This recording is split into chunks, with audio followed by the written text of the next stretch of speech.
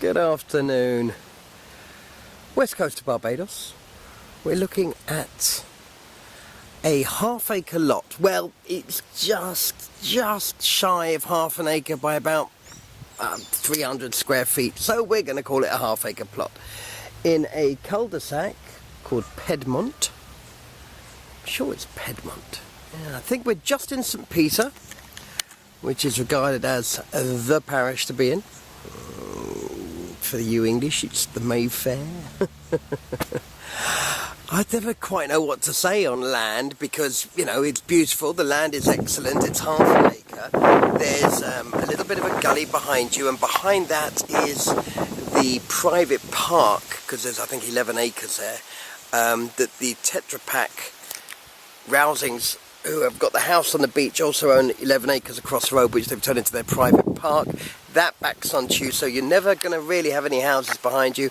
And even if one day that all changed, which is highly unlikely, you do have a 20-foot gully between you and them. Not a deep gully.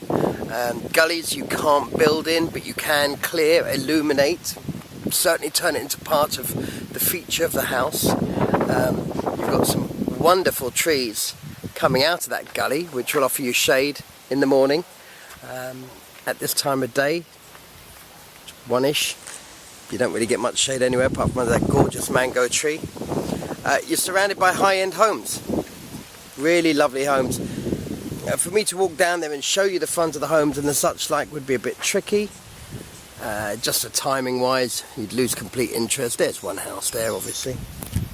There are more houses to go in here, and there are more lots that are being sold here. But this particular lot, which you'll find under Piedmont St. Peter at www.barbados-realestate.com, is at an amazing price.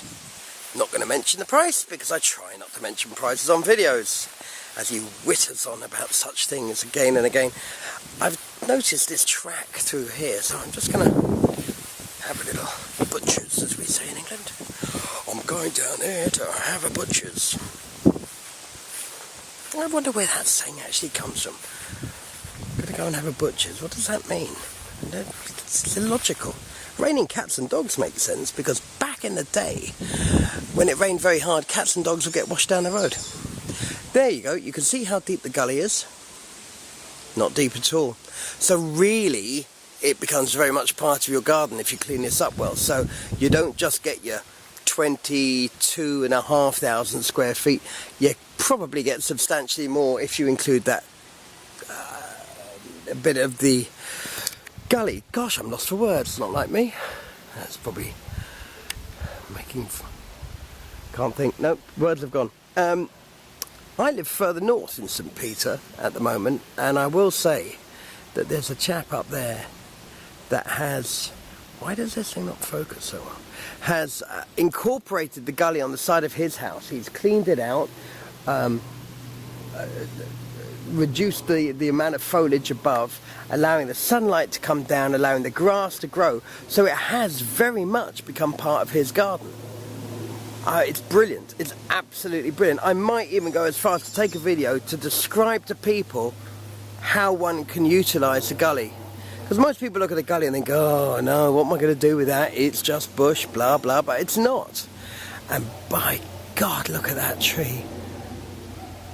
That's amazing. I don't think that's baobab tree, but that is just beautiful with the vines growing down. It's times like this, you forget what the object of the exercise was. I believe the land next door is just sold at substantially more money than this gentleman is asking for this plot.